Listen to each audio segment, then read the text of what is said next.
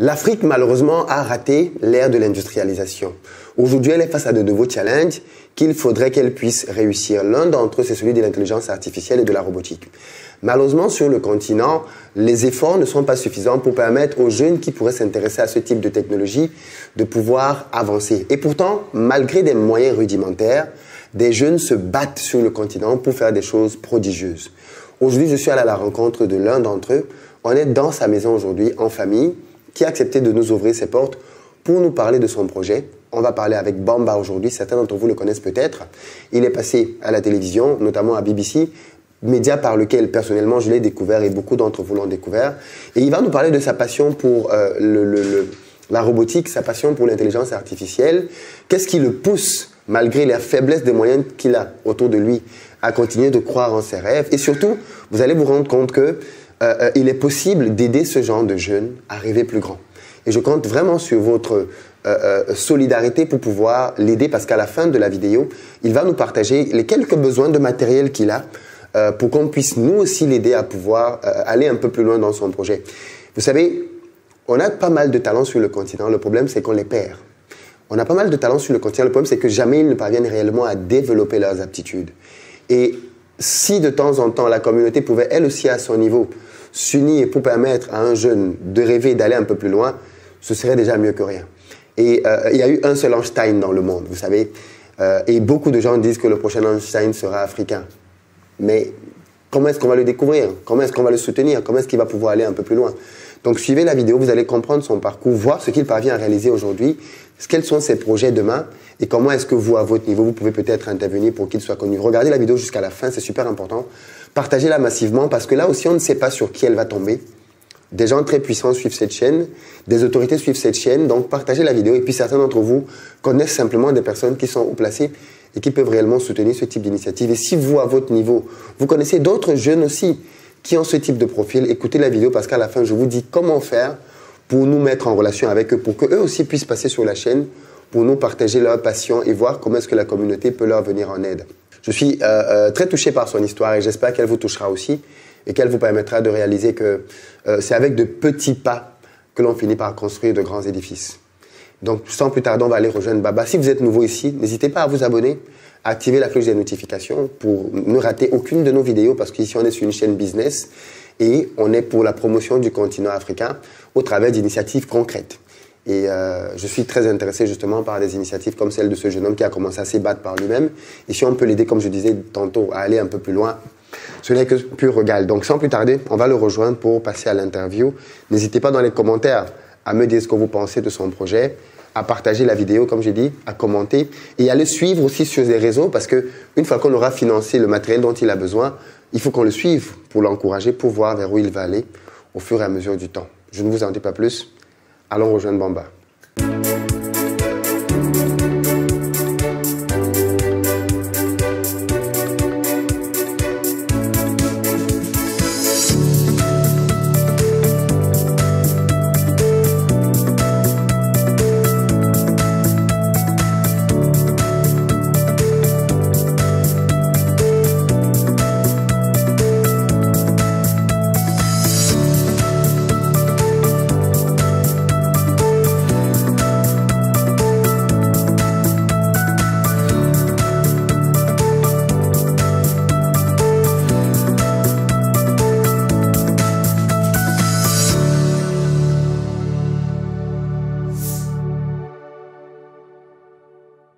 Bonjour Bamba. Bonjour Philippe.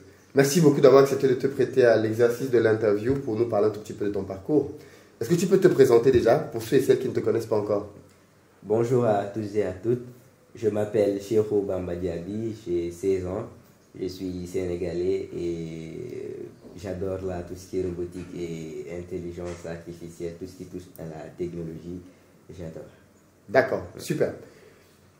D'entrée de jeu, qu'est-ce qui fait qu'un jeune homme de 16 ans, plutôt que d'être en train de jouer, je sais pas moi, aux jeux vidéo, comme c'est le cas peut-être de beaucoup de jeunes de ton âge, toi tu te retrouves à fabriquer des programmes, à concevoir des choses comme ça? Parce que c'est ma passion depuis le très bas âge, c'est ma passion. Je vais vous raconter l'anecdote. Tout a commencé quand j'étais en classe de CE2, je crois. quand j'avais bloqué le téléphone de ma soeur, parce qu'elle avait mis un code HMA, j'ai fait plusieurs tentatives et finalement j'ai bloqué le téléphone. Et je ne voulais pas qu'elle sache que j'ai bloqué le téléphone. Donc j'ai cherché par moi-même sur Internet comment débloquer le téléphone. J'ai passé toute la journée à chercher pour pas qu'elle sache que j'ai bloqué son téléphone. Et c'est quand finalement j'ai réussi à débloquer le téléphone, c'est là que j'ai su que on pouvait faire quelque chose, je pouvais faire quelque chose d'Internet, je pouvais trouver quelque chose sur Internet qui pouvait m'aider à apprendre encore plus sur ma passion, sur la robotique, l'intelligence artificielle. Et c'est à partir de Tu avais quel âge à ce moment-là? Dans les 9-10 ans. 9-10 ans, oui. Très bien. Et c'est à partir de ce moment-là que je passais tout mon temps libre sur Internet à chercher des trucs, à regarder des vidéos sur la robotique et tout. Alors, et comment tu fais pour passer des vidéos à commencer à expérimenter toi-même des choses? Parce que là, on va en parler tout à l'heure et on va voir quelques-uns de tes projets dont tu vas nous parler. Oui. Comment tu fais pour passer justement d'Internet, là où tu regardes des tutos, tu te dis, ah ben en fait, il faut que j'essaye. Ah oui, ça n'a pas été très facile parce que dès la première fois que j'ai commencé à regarder les vidéos, déjà moi je voulais faire pareil comme eux, mais c'était pas facile, le matériel et tout. En plus, j'étais même pas à Dakar ici, j'étais à Kédougou, donc il n'y a pas cette notion de robotique, elle n'est pas très célèbre là-bas. Donc quand tu dis je veux faire de la robotique, on te dit attends quand tu auras ton bac et tout. Mais moi je voulais commencer maintenant. Donc j'ai commencé à démonter des trucs, des télécommandes, à récupérer quelques composants parce que je me disais comment est-ce que ça peut fonctionner sans qu'un humain puisse commander ça. Je me disais comment est-ce que les machines fonctionnent sans l'intervention des humains. C'est ça qui m'intriguait en fait. Donc j'ai commencé à démonter des trucs, à récupérer quelques composants, voilà, à faire de petits projets, allumer des lampes par exemple, de petites lampes. C'est rien, mais à l'époque c'était la découverte du siècle pour moi à l'époque. Et voilà. C'est très intéressant. Ouais. Et tu as commencé ces expérimentations-là, concrètement, de manière pratique, il y a combien d'années à peu près? De manière pratique, c'est il y a 5 ans. Il y a 5 ans. Ouais, quand j'étais en classe de 5e.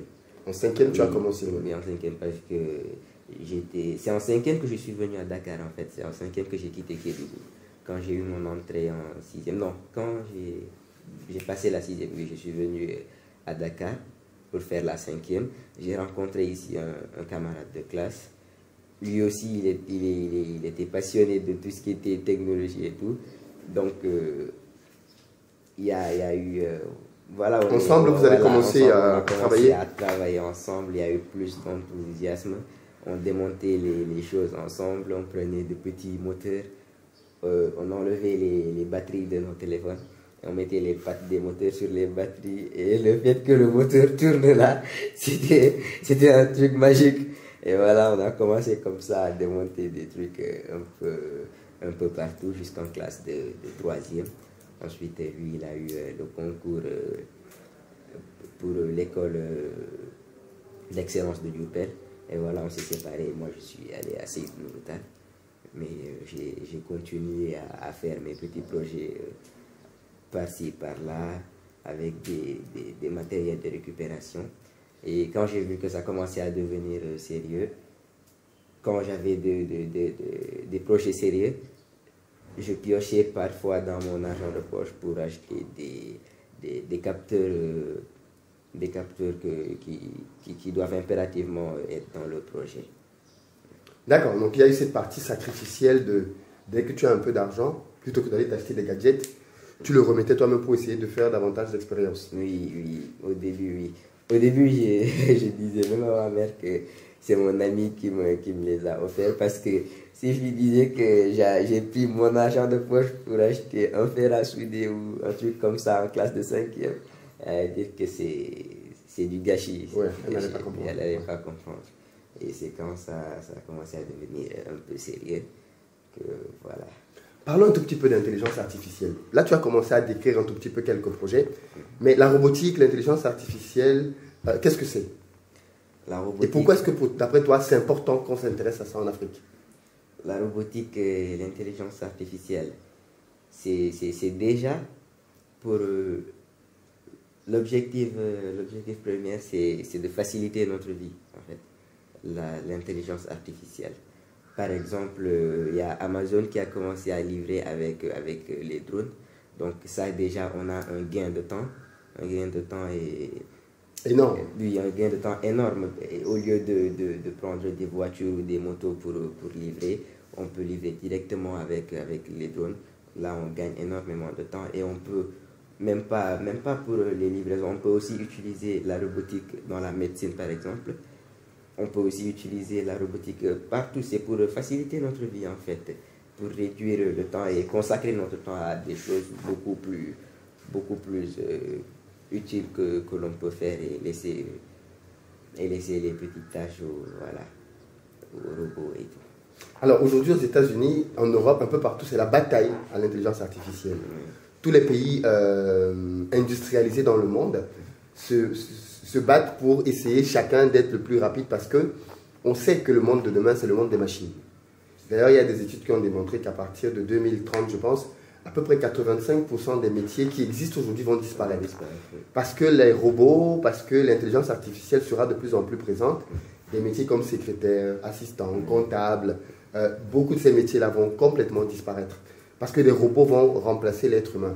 Pour ceux qui ne comprennent pas l'intérêt, un robot n'est jamais fatigué. Un robot ne fait pas d'erreur. Un robot ne fait pas de grève. Un robot ne demande pas d'augmentation de salaire. Bref, voilà, un robot, c'est mieux qu'un être humain pour faire certaines choses. La preuve, d'ailleurs, tout le monde utilise déjà des robots. Le monde ne s'en rend juste pas compte. Quand tu veux écraser le Moulinex, Moulinex, c'est la marque. Mais c'est un robot. On a déjà des robots au quotidien, en fait. Mais on ne se rend juste pas compte à quel point les robots, justement, sont déjà utiles. Mais aujourd'hui, justement, dans cette bataille de l'intelligence artificielle, de la robotique, où en est l'Afrique? D'après toi, de ton analyse, ou au moins où en est le Sénégal, mais où est-ce qu'on en est d'après toi? Oui, d'après moi, nous n'avons pas encore fait grand-chose du côté de l'intelligence artificielle. Il y a une petite présence de l'Afrique, du Sénégal, mais il nous reste encore beaucoup de choses à faire, beaucoup de choses à faire. Oui, j'imagine. Alors, du coup, juste avant d'aller un peu plus loin, est-ce que tu peux nous parler du projet, par exemple, sur lequel tu travailles maintenant? Je vois que tu as deux éléments là. Oui. On va les mettre là comme ça pour que tu puisses expliquer un tout petit peu ce que c'est. Oui. C'est un petit projet que j'ai fait. Du coup, je vais prendre la caméra pour le micro pour le mettre un peu de toi. C'est un petit projet que j'ai fait pour apprendre à utiliser les modules radio, en fait. C'est un peu un dispositif de couvre-feu pour maison. On a un module. Il est 18h, fermez la maison. On a un module d'horloge à temps réel, un écran LCD et je ne sais pas si on peut le voir là, mais je pense que c'est comme ça on le voit à la caméra. Oui, c'est un écran LCD. Okay. D'accord. Et un module radio, l'émetteur et le récepteur là. Donc quand il est 6 h du matin par exemple, quand il est 6 h du matin, le module émetteur envoie un message au module récepteur pour que le module récepteur ouvre la porte. Donc c'est ça qui me sert de serrure en fait pour le test, pour le test de prototypage. Et quand il est 19 h au coucher du soleil, quand il fait un peu sombre, le module émetteur envoie encore un autre message au module récepteur pour allumer la lampe. Et quand il est 22 h, le module émetteur demande si tout le monde est dans la maison. Si tout le monde est dans la maison, on appuie sur oui et il envoie un message au récepteur pour fermer la porte. Sinon, si tout le monde n'est pas dans la maison, s'il y a quelqu'un qui est sorti, on appuie sur non et le module récepteur passe en mode manuel. C'est-à-dire que, voilà, en mode manuel, quand la personne reviendra, ce sera à vous de fermer ou d'ouvrir la porte. Donc, c'est en quelque sorte un dispositif de sécurité, mais en même temps qui peut nous servir d'horloge parce qu'il affiche l'heure et la date ici sur l'écran. Ok, d'accord, très bien. Donc en fait, en gros, c'est un dispositif effectivement qui permet de contrôler Oui. les accès. Tu as dit ça, tu as appelé ça couvre-feu, mais qui permet effectivement de. Ça m'évolue comme ça. Qui permet effectivement. Waouh!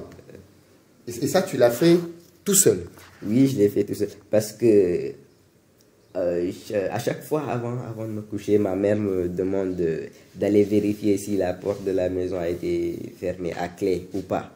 Donc, c'est comme ça que l'idée m'est venue en fait. Je me suis dit, mais est-ce que je pourrais pas fabriquer un dispositif qui me permettrait de savoir ça tout en étant dans le salon. Et ça, quand on met ça, on peut mettre ça juste devant la télé comme ça et mettre le dispositif récepteur à la porte. Et même en étant dans le salon, on peut savoir si la porte est fermée ou ouverte. Et voilà, problème réglé. Ça, c'est génial parce que justement, ça c'est de l'intelligence appliquée à notre réalité. Parce que l'une des choses que moi, personnellement, je reproche beaucoup à nos scientifiques, c'est qu'ils ne s'attaquent pas beaucoup aux problèmes quotidiens qu'on a dans nos pays. C'est-à-dire, tu viens 10 ans après, les mêmes problèmes sont toujours là. Et du coup, je te demande à quoi servent les polytechniciens qu'on forme s'ils ne savent pas appliquer leur science aux problématiques. Et toi, ce qui est génial, justement, c'est que c'est très pratique, en fait. Ta maman te demande tout le temps d'aller faire une tâche. Au bout d'un moment, tu te dis, bon, j'en ai marre quand même. Comment je peux faire pour que... Parce qu'en fait, beaucoup de gens ne s'en rendent pas compte, mais grâce aux personnes paresseuses, la science a énormément progressé. Ah oui. Parce que quelqu'un de paresseux, c'est quelqu'un qui se demande toujours comment je peux faire pour obtenir ce résultat-là en faisant le moins de choses possible. Et donc, de fait, la personne va essayer de trouver des techniques, des voies et des moyens pour y parvenir. Comment tu as fait pour devenir une star? Comment tu as fait pour passer à la BBC? Comment ils ont fait pour te découvrir?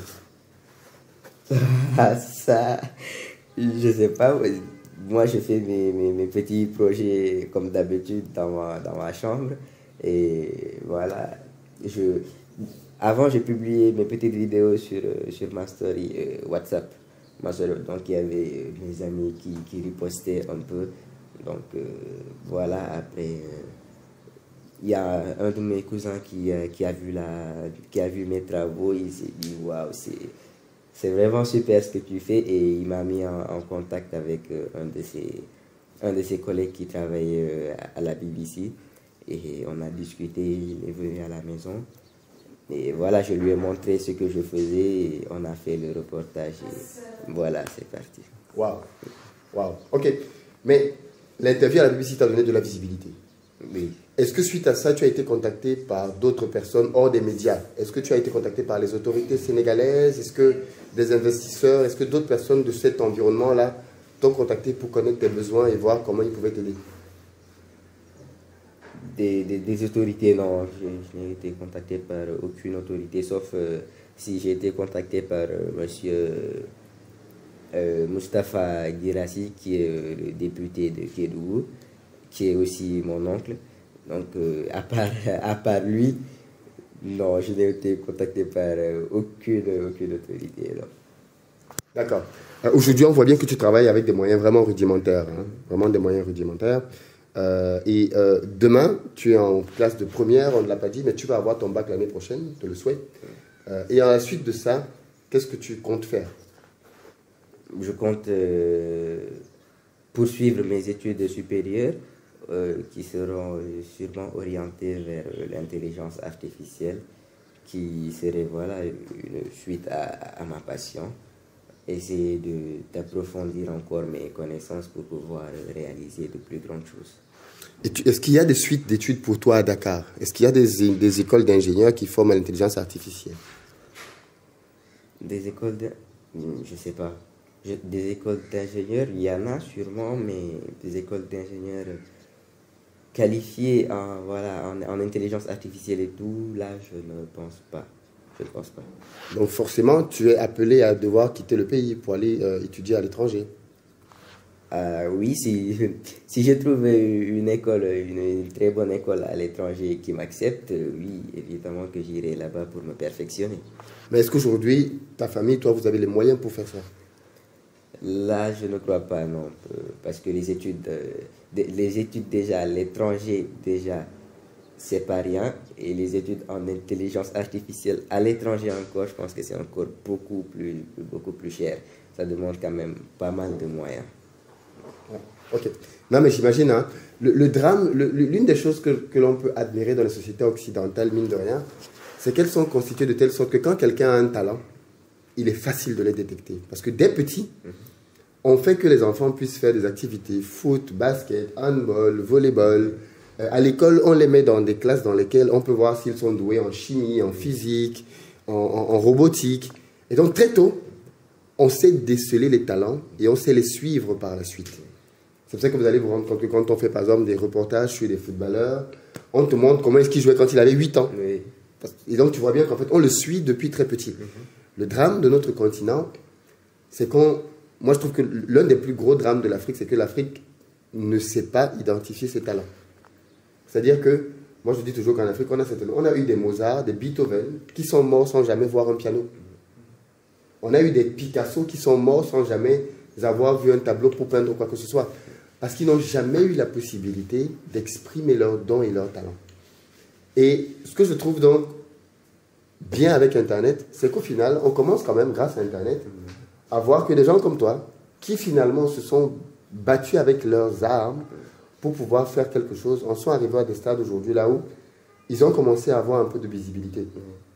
Mais ce qui est dommage, justement, c'est que malgré cette petite visibilité-là, il n'y a pas les relais ou des structures qui existent qui font qu'on puisse prendre le relais et se dire, bon, ok, voilà ce qu'on peut faire de lui, voilà là où on peut l'amener, ainsi de suite.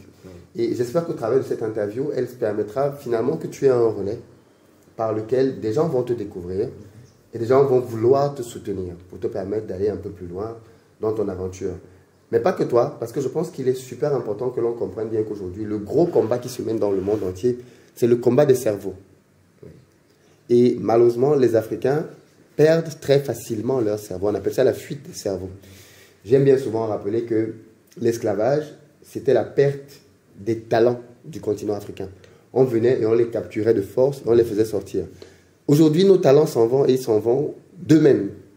C'est-à-dire que il n'y a aucun mal à ce que les talents aillent se former ailleurs pour qu'ils reviennent. Mais pour ça, il faut qu'il y ait des logiques. Il faut qu'il y ait des politiques qui fassent qu'on se dit, OK, on va envoyer tel nombre de jeunes étudiés.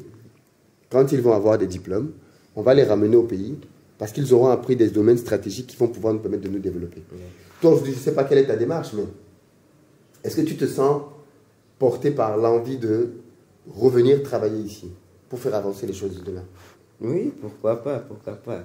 Quand je me serai perfectionné, que voilà, je serai en mesure de revenir et d'essayer de faire bouger les choses, de faire avancer les choses côté intelligence artificielle, côté robotique au Sénégal et partout en Afrique, bien sûr que je le ferai, pourquoi pas. Ok.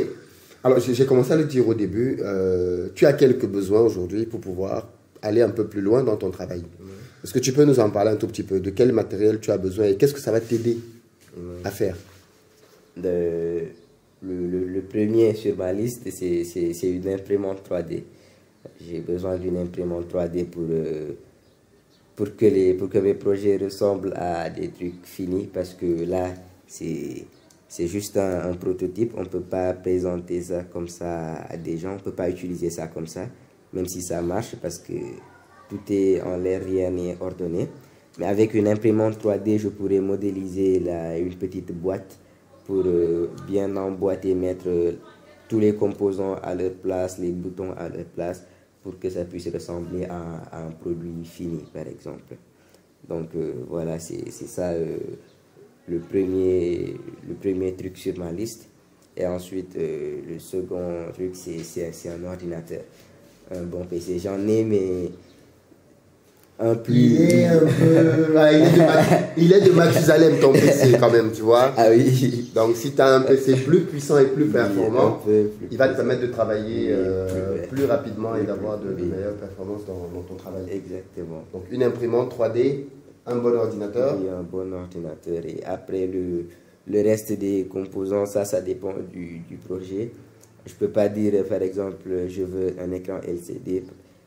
Les composants, ça dépend du projet. Quand je me dis que je veux faire tel projet, c'est là que je découvre de quel composant j'ai besoin. Mais je ne peux pas dire là actuellement j'ai besoin de ça, ça, ça. D'accord, ok. Donc, chers internautes, chers amis, je pense qu'il est urgent de soutenir ce genre d'initiative, ce genre de jeunes scientifiques en herbe, parce qu'il y va aussi on ne peut pas être en train de parler de communauté tout le temps et ne pas passer à l'action. Et moi, je suis bien content qu'on ait ce genre de possibilités parce qu'elles nous permettent justement de passer de la théorie à l'action et de soutenir concrètement un jeune, concrètement un projet. Donc, je pense qu'on va créer une cagnotte dont le lien sera mis en dessous de cette vidéo. Je ne sais pas si ce sera une cagnotte uniquement pour mettre de l'argent qui va lui être remis en toute transparence. Hein. Le montant qui va être collecté va lui être remis en toute transparence. Et je pense qu'on va refaire une vidéo pour que vous voyez bien que le montant lui est remis. Ou alors, avec ce montant-là, acheter du matériel pour le lui envoyer justement, puisqu'au final, c'est du matériel dont il a besoin. On verra bien en fonction de ce qui sera le plus pratique à faire. Mais je vais mettre un lien en barre de description pour que vous puissiez contribuer. Soyez généreux, soutenez-le. Et je sais qu'il y a toujours des petits malins qui vont se demander, mais Philippe, pourquoi tu ne le fais pas tout seul? Je pourrais bien évidemment le faire tout seul, mais ce ne serait pas communautaire.